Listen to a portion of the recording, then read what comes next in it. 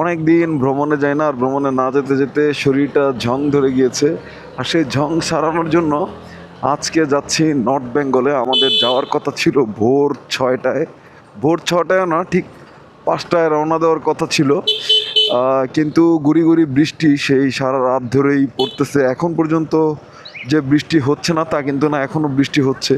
তবে এখনকার বৃষ্টিটা একটু ঝিরিঝিরি বৃষ্টি, যেটা আসলে গায়ে লাগার মতো না, কিন্তু আবার লাগতেছে। যখন বাইক টান দিচ্ছি তখন বৃষ্টিটা গায়ে লাগতেছে। তো এ কারণেই অত সকালে বের হতে পারি নাই। কিন্তু আমার যারা ট্যুরমেট বা ফ্রেন্ডরা রয়েছে, ওরা কিন্তু ঠিকই চেক পয়েন্টে অনেক আগে চলে গেছে, কিন্তু আমি এখনও যাইতে পারি নাই।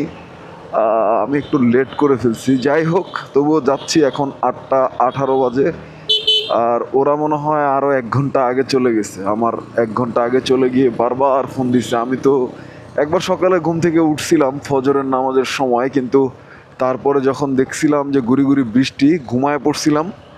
পরে আর ওঠা হয় নাই। ওদের সাথে তখনও কথা হচ্ছিল, কিন্তু আমি ঘুমায় পড়ছিলাম পরবর্তী সময়ে। কিন্তু পরবর্তী সময়ের যে ঘুমটা, সেই ঘুমটা আমার ভাঙতে একটু লেট হয়ে গেছে। এখন যাচ্ছি। আর আজকে আমরা যাব হচ্ছে নর্থ বেঙ্গলের সিরাজগঞ্জে, যমুনা নদীর পাড়ে। যমুনা নদীর পাড়ে ভ্রমণ করব এবং যমুনা ব্রিজ ভ্রমণ করব, এবং সিরাজগঞ্জের অন্যান্য যেই সমস্ত টুরিস্ট স্পটগুলো রয়েছে সেগুলো আমরা ঘুরে ঘুরে দেখব। সিরাজগঞ্জের বিখ্যাত যে জায়গাগুলো রয়েছে এবং ঐতিহাসিক যে স্পটগুলো রয়েছে সেগুলো তো আমরা ঘুরে ঘুরে দেখবো ইনশাল্লাহ। তবে সকাল সকাল এত জ্যাম কেন আমি ঠিক বুঝতেছি না। আজকে শুক্রবার, কিন্তু শুক্রবারে তো এত জ্যাম থাকে না। কিন্তু আজকে দেখেন, বাঁ পাশের লেনটা মোটামুটি ফাঁকা হলেও ডান পাশের লেন পুরোটাই ব্লক। কেন ব্লক, কী কারণে ব্লক, কিছুই জানি না। কোনো একটা সমস্যা হয়েছে। তবে এগুলো সবই ট্রাক দেখা যাচ্ছে। আসলে এই মহা রোডগুলো বা বিশ্ব রোডগুলোতে হয় কি, এই ট্রাক্টরের জ্যামগুলো বেশি থাকে। সকাল পর্যন্ত জ্যাম থাকে, আবার রাতে 10টার পরে জ্যাম থাকে। যাই হোক, আমার মনে হয় আমার যে লেন, এই লেনটা ক্লিয়ার আছে। এই লেনে কোনো জ্যাম ট্যাম নাই। মাঝে মধ্যে দু একটা গাড়ি একটু মাঝে মধ্যে আটকে আছে, এগুলো কোনো তেমন সমস্যা না। আমি যেতে পারবো মনে হয় স্মুথলি। বাট আমার বন্ধুরা আমাকে ফোন দিয়ে পাগল করে ফেলতেছে। আসলে আমার কোনো দোষ নাই, কারণ হচ্ছে আমি কিন্তু সবার আগেই উঠছিলাম এবং উঠে সবাইকে নকটক দিছি।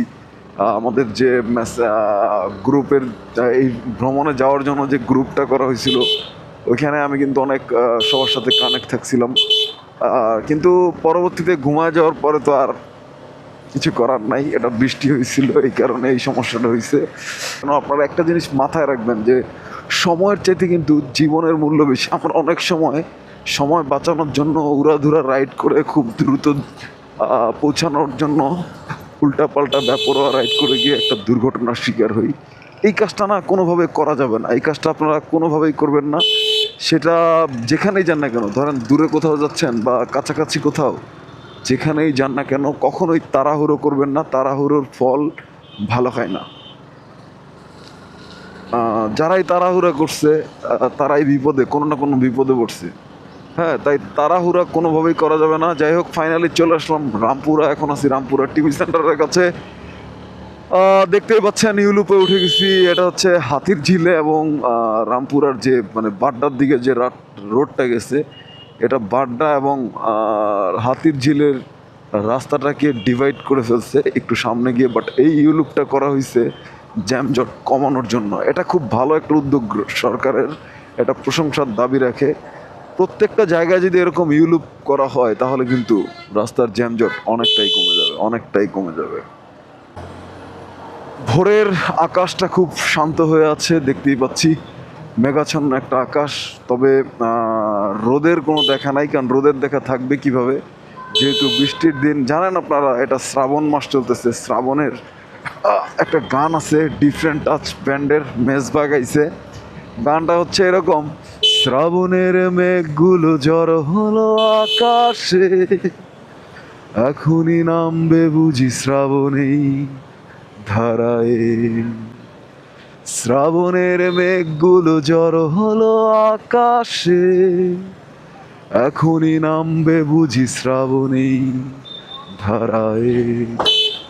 আজ কেন মন উদাসী হয়ে দূর জানায় চায় হারাতে। আজ কেন মন উদাসী হয়ে দূর জানায় চায় হারাতে। তো শ্রাবণের মেঘগুলো অনেক জমে আছে আকাশে দেখেন।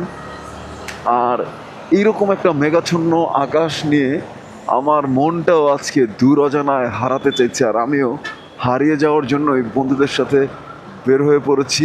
আজকের উদ্দেশ্য আমাদের নর্থ বেঙ্গল। আর আপনারা যারা নর্থ বেঙ্গলে গিয়েছেন এর আগে তারা জানেন নর্থ বেঙ্গল কিন্তু অনেক অনেক সুন্দর। বাংলাদেশ আসলে দুইটা ভাগে বিভক্ত, একটা হচ্ছে সাউথ বেঙ্গল আর একটা হচ্ছে নর্থ বেঙ্গল। আর পূর্ব পশ্চিম বলতে বাংলাদেশের আসলে কিছু নাই। পশ্চিম দক্ষিণবঙ্গ আর পশ্চিমবঙ্গ যেটা ওইটা হচ্ছে আপনার মূলত ইন্ডিয়ায় অবস্থিত। আর আমাদের আসলে মূলত দুইটাই, একটা হচ্ছে উত্তরবঙ্গ আর একটা হচ্ছে দক্ষিণবঙ্গ। আর পশ্চিমবঙ্গর ব্যাপারটাই হচ্ছে ভারতে। বাদলার দিনে বের হয়ে পড়েছি, বাদলা বেলা। আর এই সকালবেলা আসলে বাদলা বেলা না, এটা সকালবেলা আবার বাদলা বেলাও বলা যায়, কারণ হচ্ছে যেহেতু বাদল মেঘের দিন। আর এই বাদল মেঘের দিনেই কিন্তু আমি ট্যুরে বের হয়ে পড়েছি। আপনারাও কিন্তু এরকম দিনে বের হয়ে পড়বেন, বুঝছেন? না বের হইলে না জীবনের আসল মজাটা পাবেন না। জীবনটা একঘেয়ে লাগবে যদি শুধুমাত্র বাসায় বসে থাকেন আর ঘরে বসে সময় কাটান। ভ্রমণ করতে আমাদের অনেকেরই ধারণা যে অনেক টাকা পয়সা বোধহয় লাগে। না, আসলে আপনারা ইউটিউব বা ফেসবুকে বা গুগলে লিখবেন কিভাবে বাজেট ট্যুর করা যায়। বাজেট ট্যুর করতে চাইলে আপনারা আইডিয়া নিয়ে না বাজেট ট্যুর করতে পারবেন। ভ্রমণ করতে কিন্তু খুব বেশি টাকা লাগে না, সামান্য কিছু টাকা আর ইচ্ছা থাকলেই কিন্তু আপনি ভ্রমণ করতে পারবেন।